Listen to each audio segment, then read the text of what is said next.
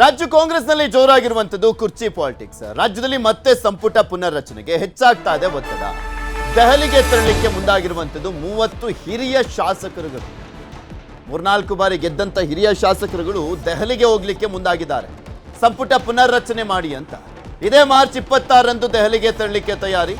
ದೆಹಲಿಗೆ ತೆರಳಿ ಹೈಕಮಾಂಡ್ ಮೇಲೆ ಒತ್ತಡಕ್ಕೆ ನಿರ್ಧಾರವನ್ನು ಮಾಡಲಾಗಿದೆ. 2.5 ವರ್ಷ ಆದರೂ ಕೂಡ ಸಂಪುಟ ಪುನರ್ರಚನೆ ಆಗಲಿಲ್ಲ. ನಾಯಕತ್ವದ ಗೊಂದಲ ಇದೆ, ಅದರಲ್ಲೇ ಮುಂದೂಡಲಾಗ್ತಾ ಇದೆ. ಸೊ ಹೀಗಾಗಿ ಹೈಕಮಾಂಡ್ ಮೇಲೆ ಒತ್ತಡ ಹೇರಲಿಕ್ಕೆ ತೀರ್ಮಾನವನ್ನು ಮಾಡಲಾಗಿದೆ. ಸೋಮವಾರ ಸಚಿವರಿಗೆ ಮತ್ತೊಂದು ಕಡೆ ಸಿದ್ದರಾಮಯ್ಯನವರು ಡಿನ್ನರ್ ಪಾರ್ಟಿಯನ್ನ ಇಟ್ಕೊಂಡಿದ್ದಾರೆ. ಕಾವೇರಿ ನಿವಾಸದಲ್ಲಿ ಸಚಿವರಿಗೆ ಸಿಎಂ ಡಿನ್ನರ್ ಪಾಲಿಟಿಕ್ಸ್ ಕುತೂಹಲ ಮೂಡಿಸಿದೆ. ಡಿನ್ನರ್ ಪಾಲಿಟಿಕ್ಸ್ ಇಲ್ಲಿ ಯಾವ ಕಾರಣಕ್ಕೋಸ್ಕರ ಅಂತ, ಅದು ಕೂಡ ಸೆಲೆಕ್ಟೆಡ್ ಮಿನಿಸ್ಟರ್ಸ್ ಅಷ್ಟೇ, ಎಲ್ಲ ಸಚಿವರಿಗೂ ಅಲ್ಲ.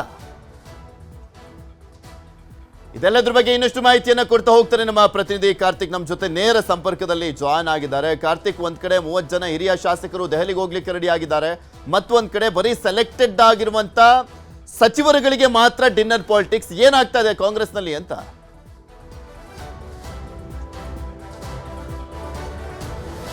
ಪೃಥ್ವಿ, ರಾಜ್ಯ ಕಾಂಗ್ರೆಸ್ ಸರ್ಕಾರದಲ್ಲಿ ದಿನೇ ದಿನೇ ಬೆಳವಣಿಗೆಗಳು ಹೆಚ್ಚಾಗ್ತಾನೆ ಇದೆ. ಅದರಲ್ಲೂ ಪ್ರಮುಖವಾಗಿ ನಾಯಕತ್ವ ಬದಲಾವಣೆ ವಿಚಾರಕ್ಕೆ ಸಂಬಂಧಪಟ್ಟಂತೆ ಚರ್ಚೆಗಳಿತ್ತಲ್ಲ, ಅದರ ಜೊತೆಗೆ ಈ ಸಚಿವ ಸಂಪುಟ ಪುನರಚನೆಯ ಕುರಿತಂತೆಯೂ ಕೂಡ ಸಾಕಷ್ಟು ಒತ್ತಡಗಳು ಕೂಡ ಈಗ ಕೇಳಿ ಬರ್ತಾ ಇರ್ತಕ್ಕಂಥದ್ದು. ಒಂದು ಕಡೆ ಹಿರಿಯ ಶಾಸಕರು ಸಭೆಯನ್ನು ನಡೆಸಿ ನಮಗೆ ಸಚಿವರನ್ನಾಗಿ ಮಾಡಬೇಕು ಅನ್ನುವಂಥ ಒತ್ತಡವನ್ನು ಹೇರ್ತಾ ಇದ್ದಾರೆ. ಇನ್ನೊಂದು ಕಡೆ ಸಿಎಂ ಸಿದ್ದರಾಮಯ್ಯನವರು ಕೆಲ ಪ್ರಮುಖ ಸಚಿವರಿಗೆ ಮಾತ್ರ ಔತಣಕೂಟವನ್ನು ಆಯೋಜನೆ ಮಾಡಿದ್ದಾರೆ. ಒಂದು ಕಡೆ ಹಿರಿಯ ಶಾಸಕರು ದೆಹಲಿಯ ಕದವನ್ನು ತಟ್ಟುವಂಥ ಒಂದು ನಿಟ್ಟಿನಲ್ಲಿ ಒಂದಿಷ್ಟು ಸಿದ್ಧತೆಗಳನ್ನು ಆರಂಭ ಮಾಡ್ತಾ ಇದ್ದಾರೆ.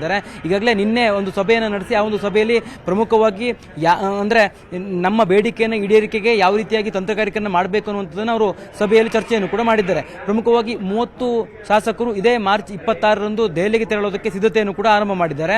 ಅಂದ್ರೆ ಅಲ್ಲಿ ಪ್ರಮುಖವಾಗಿ ನಾವು ಗಮನಿಸಬೇಕು, 2.5 ವರ್ಷದ ಬಳಿಕ ಸಚಿವರಾಗಬಹುದು ಅನ್ನುವಂಥ ಕನಸನ್ನು ಕಂಡಿರ್ತಕ್ಕಂಥ ಬೇಳೂರು ಗೋಪಾಲಕೃಷ್ಣ ಇರಬಹುದು, ಹಾಗೆ ಇನ್ನಿತರರು ಈ ಒಂದು ವಿಚಾರಕ್ಕೆ ಸಂಬಂಧಪಟ್ಟಂತೆ ಹೈಕಮಾಂಡ್ಗೆ ಮನವಿಯನ್ನು ಮಾಡಿಕೊಳ್ಳೋದಕ್ಕೆ ಈಗಾಗಲೇ ಸಿದ್ಧತೆಯನ್ನು ಆರಂಭ ಮಾಡ್ಕೊಂಡಿರ್ತಕ್ಕಂಥದ್ದು. ಈಗಾಗಲೇ ಸಭೆಯನ್ನು ಮಾಡಿದ್ದಾರೆ. ಸಭೆಯ ಬಳಿಕ ಈಗ ಸಿಎಂ ಸಿದ್ದರಾಮಯ್ಯನಿಗೂ ಕೂಡ ಈ ವಿಚಾರಕ್ಕೆ ಸಂಬಂಧಪಟ್ಟಂತೆ ಅವರನ್ನ ಒಪ್ಪಿಗೆ ಪಡೆದು ನಾವು ದೆಹಲಿಗೆ ಹೋಗ್ತೇವೆ ಅನ್ನುವಂಥ ಮಾತನ್ನ ಹೇಳ್ತಿರ್ತಕ್ಕಂಥದ್ದು. ಇದು ಒಂದು ಕಡೆ ಆದರೆ, ಇನ್ನೊಂದು ಕಡೆ ಸಚಿವರಿಗೆ, ಅದರಲ್ಲೂ 16 ಜನ ಸಚಿವರಿಗೆ ಸಿಎಂ ಸಿದ್ದರಾಮಯ್ಯನವರು ಔತಣಕೂಟವನ್ನು ಈಗಾಗಲೇ ಆಯೋಜನೆ ಮಾಡಿದ್ದಾರೆ.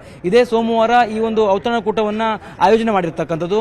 ಮಾರ್ಚ್ 16ರಂದು ನಡೆಯುವಂಥ ಈ ಒಂದು ಔತಣಕೂಟದಲ್ಲಿ ಪ್ರಮುಖವಾಗಿ ಸಿಎಂ ಸಿದ್ದರಾಮಯ್ಯನವರು 1-to-1 ಸಭೆಯನ್ನು ಕೂಡ ಮಾಡಲಿಕ್ಕಿದ್ದಾರೆ. ಸಚಿವರು ಯಾರ್ಯಾರಿಗೆ ಅಲ್ಲಿ ಆಹ್ವಾನ ಇರುತ್ತೋ ಅವರೆಲ್ಲರ ಜೊತೆಗೆ ಸಿಎಂ ಸಿದ್ದರಾಮಯ್ಯನವರು 1-to-1 ಮಾತುಕತೆಯನ್ನು ನಡೆಸ್ತಾರೆ. ಅದು ಗ್ರೇಟರ್ ಬೆಂಗಳೂರು ಪ್ರಾಧಿಕಾರದ ಚುನಾವಣೆ ಇರ್ಬೋದು, ಜೊತೆಗೆ ಮುಂಬರುವ ಪಂಚರಾಜ್ಯಗಳ ಚುನಾವಣೆ ಇರ್ಬೋದು, ಅದೆಲ್ಲದಕ್ಕೆ ಸಂಬಂಧಪಟ್ಟಂತೆಯೂ ಕೂಡ ಅಲ್ಲಿ ಮಾತುಕತೆಯನ್ನು ಮಾಡ್ತಾರೆ. ಜೊತೆಗೆ ಪಂಚರಾಜ್ಯ ಚುನಾವಣೆಯ ವೇಳೆ ಅಲ್ಲಿ ನಡೀತಿರ್ತಕ್ಕಂತಹ ಪಕ್ಷದ ಜವಾಬ್ದಾರಿಗೆ ಸಂಬಂಧಪಟ್ಟಂತೆ ಇವ್ರಿಗೇನಾದರೂ ಜವಾಬ್ದಾರಿಯನ್ನು ವಹಿಸಬೇಕಾ ಅನ್ನುವಂಥ ನಿಟ್ಟಿನಲ್ಲಿಯೂ ಕೂಡ ಚರ್ಚೆಗಳಾಗಬಹುದು.